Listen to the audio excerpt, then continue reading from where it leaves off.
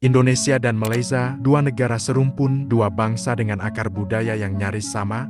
Tapi ironisnya, di ruang komentar media sosial, keduanya saling membenci. Kata-kata kasar dilempar tanpa pikir panjang. Bahkan, ada yang berkata, Malaysia sangat membenci Indonesia. Tapi benarkah begitu? Sejak kapan kebencian ini muncul? Dan yang paling penting, siapa sebenarnya yang membenci siapa? Dalam video ini, kita akan menelusuri akar konflik, menyibak tabir sejarah, dan mencoba memahami mengapa dua saudara ini justru saling curiga. Ini bukan soal menyalahkan satu pihak, tapi soal melihat kenyataan dengan kepala dingin dan hati terbuka.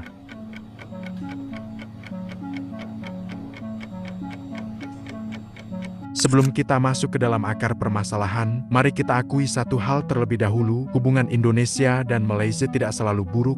Di balik semua konflik dan drama di media sosial, ada juga sejarah panjang kerjasama, perdagangan, bahkan pertukaran budaya yang hangat. Namun, seperti dua tetangga yang punya masa lalu rumit, luka lama kadang muncul tanpa disadari. Kita akan memulai dari bagian yang sering dilupakan, sejarah, karena kebencian hari ini bisa jadi adalah warisan luka masa lalu yang belum sembuh. Hubungan antara Indonesia dan Malaysia mulai mendapat sorotan tajam sejak era pasca kemerdekaan. Di masa ini, konflik politik dan ideologi mulai membentuk persepsi negatif antara kedua negara. Indonesia dijajah Belanda selama hampir 142 tahun jika dihitung dari 1800 sampai 1942, namun sebagian mengatakan lebih dari 3 abad. Sedangkan Malaysia mengalami penjajahan Inggris dalam bentuk protektorat. Perbedaan ini membentuk karakter sosial, sistem pemerintahan, hingga cara berpikir masyarakatnya. Ketika Indonesia memerdekakan diri tahun 1945 melalui perjuangan bersenjata, Malaysia memperoleh kemerdekaan secara lebih diplomatis pada tahun ke-1957. Sebagian rakyat Indonesia melihat ini sebagai kemerdekaan yang diberikan, bukan diperjuangkan, sebuah pandangan yang tanpa sadar menjadi benih superioritas kultural. Kata ganyang Malaysia telah menjadi semacam mantra politik yang tertanam kuat dalam memori bangsa Indonesia. Sebuah kalimat pendek penuh amarah yang diucapkan Presiden Soekarno pada awal 1960-an dan bergema hingga kini. Saat itu, dunia sedang dilanda perang dingin. Di kawasan Asia Tenggara, banyak negara baru merdeka sedang mencari bentuk dan kekuatan. Inggris, sebagai bekas penjajah di kawasan ini, berusaha mengonsolidasikan kekuasaannya melalui pembentukan Federasi Malaysia pada tahun 1963 menggabungkan Malaya, Sabah, Sarawak, dan Singapura yang kemudian keluar di tahun 1965. Bagi Soekarno, federasi ini bukan sekadar urusan domestik Malaysia. Ia melihatnya sebagai bentuk neokolonialisme Inggris yang berusaha menanamkan kembali pengaruhnya di Asia Tenggara. Terlebih, Malaysia dianggap sebagai boneka barat yang bisa mengancam cita-cita Indonesia membentuk tatanan baru anti-imperialisme di kawasan. Dengan retorika yang tajam, Soekarno memproklamirkan sikap konfrontatif dan menyerukan dengan lantang, "Ganyang Malaysia, ganyang sampai ke akar-akarnya." Sontak hubungan diplomatik membeku, perbatasan memanas, pasukan dikirim, infiltrasi dilakukan, dan konflik militer berskala kecil pun pecah di wilayah perbatasan Kalimantan dan Malaysia Timur. Meskipun skala perangnya tidak sebesar Perang Dunia, konfrontasi ini membekas dalam memori kolektif dua bangsa. Di Indonesia, ia dikenang sebagai perlawanan terhadap imperialisme. Tapi di Malaysia, peristiwa ini dikenang sebagai agresi yang mengancam kedaulatan mereka yang baru dibentuk. Di Indonesia, slogan Ganyang Malaysia sempat diajarkan dalam pelajaran sejarah sebagai bentuk perjuangan melawan kolonialisme. Sementara di Malaysia, Indonesia dicitrakan sebagai negara agresif yang pernah mencoba menggagalkan kemerdekaan mereka. Persepsi ini masih tersisa bahkan hingga sekarang, membentuk narasi kami yang dulu diserang, kami harus waspada. Bayangkan, negara yang baru saja merdeka Malaysia langsung harus menghadapi tekanan militer dari tetangganya sendiri.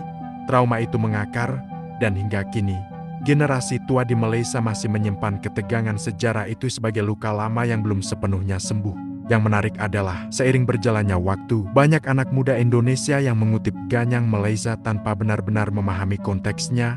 Ia menjadi semacam yel-yel spontan tiap kali terjadi insiden kecil, dari konflik sepak bola, sengketa budaya, hingga pernyataan viral dari selebritas Malaysia.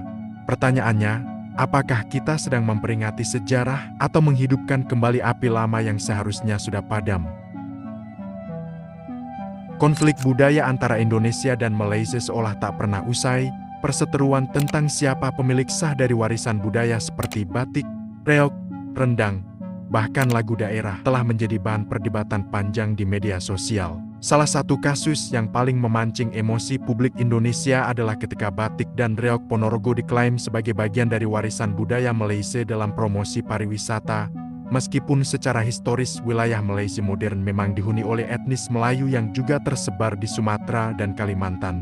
Banyak orang Indonesia merasa bahwa Malaysia telah mencuri identitas bangsa. Namun, dari sudut pandang masyarakat Malaysia, klaim tersebut bukanlah pencurian, melainkan pengakuan atas budaya Melayu yang memang tersebar di berbagai wilayah Asia Tenggara. Banyak warga Malaysia keturunan Jawa, Bugis, dan Minangkabau yang merasa memiliki hak atas budaya tersebut karena memang diwariskan oleh nenek moyang mereka yang berasal dari Nusantara. Sayangnya, media terutama media daring sering memperkeruh suasana. Judul-judul bombastis seperti Malaysia klaim budaya kita lagi atau Indonesia kembali marah ke Malaysia dijadikan bahan bakar klik demi trafik. Ini membuat masyarakat dari kedua negara menjadi sensitif, mudah tersulut emosi, dan membentuk opini hanya berdasarkan potongan informasi yang tidak lengkap. Jika ada satu arena di mana rivalitas Indonesia-Malaysia menjadi sangat nyata dan emosional, maka itu adalah lapangan hijau sepak bola. Bagi sebagian masyarakat Malaysia, pertandingan melawan Indonesia bukan sekadar olahraga, ia berubah menjadi semacam laga gengsi nasional.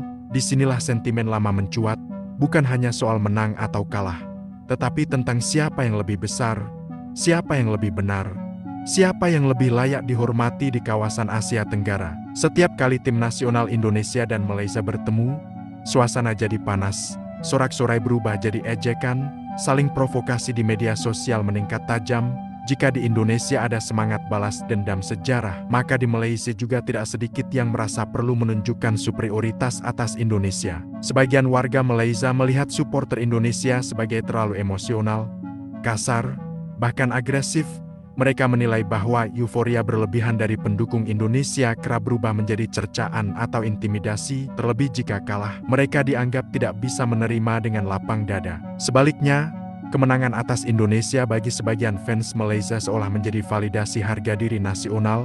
Mereka merasa telah mengalahkan rival utama, bahkan musuh lama, yang selama ini dipandang dominan secara budaya dan jumlah penduduk. Salah satu puncak ketegangan terjadi pada final SEA Games 2011 yang digelar di Jakarta, ketika timnas Malaysia berhasil mengalahkan Indonesia di kandangnya sendiri lewat adu penalti. Suasana begitu mencekam, ada laporan intimidasi, bendera Malaysia yang dibakar, hingga pelecehan lagu kebangsaan. Dari perspektif sebagian masyarakat Malaysia, itu menjadi bukti bahwa Indonesia tidak bisa menerima kekalahan dengan elegan, dan perasaan itu berkembang menjadi semacam generalisasi negatif, bahwa Indonesia penuh dengan nasionalisme buta yang mudah meledak. Luka itu terus dikenang oleh sebagian orang Malaysia sebagai bukti bahwa mereka sering diposisikan sebagai musuh oleh media dan publik Indonesia.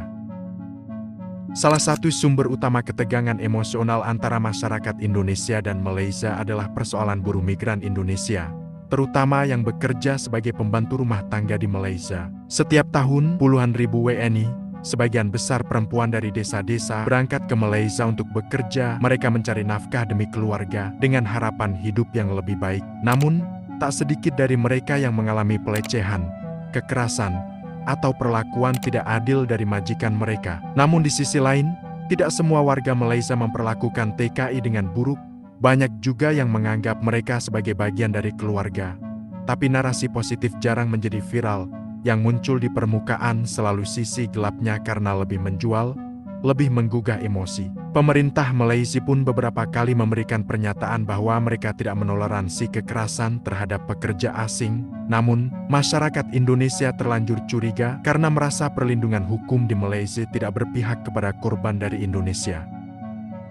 Jika dulu propaganda hanya dilakukan oleh negara melalui media massa, kini propaganda dilakukan oleh siapa saja. Cukup dengan akun media sosial, satu unggahan bisa menyesatkan ribuan orang. Di TikTok, Twitter X, atau YouTube, muncul banyak akun yang menampilkan konten provokatif. Judul seperti Malaysia takut Indonesia bangkit, atau Indonesia iri dengan kemajuan Malaysia bukan lagi hal baru. Sebagian di antaranya sengaja menciptakan narasi permusuhan, agar engagement meningkat dan algoritma bekerja. Di sisi lain, Ada elemen politik identitas yang turut bermain, masyarakat Indonesia yang merasa jumlah penduduk lebih besar, wilayah lebih luas, dan sejarah lebih tua sering merasa bahwa Malaysia tak seharusnya lebih maju. Sebaliknya, masyarakat Malaysia melihat Indonesia sebagai abang besar yang sering merasa berhak menggurui, meski secara ekonomi Malaysia sempat lebih stabil. Perasaan iri ini tak selalu disebutkan secara terang-terangan, tapi muncul dalam bentuk sindiran atau kebanggaan berlebihan terhadap prestasi nasional masing-masing. Sebagian besar masyarakat tidak pernah diajarkan sejarah Indonesia-Malaysia secara lengkap dan netral. Kita tumbuh dengan narasi yang disusun secara sepihak. Di saat yang sama, literasi digital rendah menyebabkan masyarakat mudah termakan hoaks, judul bombastis, dan manipulasi gambar atau video. Akhirnya, yang tersisa adalah kesalahpahaman yang terus bertumpuk, dan dari kesalahpahaman itulah muncul prasangka yang berubah menjadi kebencian. Lantas, benarkah Malaysia sangat benci Indonesia, atau Indonesia benci Malaysia, atau sebenarnya kita semua hanya terjebak dalam narasi konflik yang diwariskan dan dipelihara oleh segelintir pihak yang ingin kita terus bertengkar? Kita lupa bahwa di balik perbedaan logat, warna bendera, dan cara hidup Indonesia dan Malaysia punya darah yang sama, rumpun Melayu. Kita lupa bahwa ribuan mahasiswa Indonesia belajar di Malaysia, dan sebaliknya, kita lupa bahwa pedagang, artis, musisi, bahkan keluarga antar negara ini telah lama saling terhubung. Mungkin saatnya berhenti mengukur harga diri dari siapa yang lebih unggul, karena jika kita terus saling curiga, tak akan ada yang benar-benar menang. Bagaimana menurut Anda? Apakah kebencian ini nyata, atau hanya ilusi yang diciptakan oleh sejarah dan media? Silakan tulis pendapatmu di kolom komentar.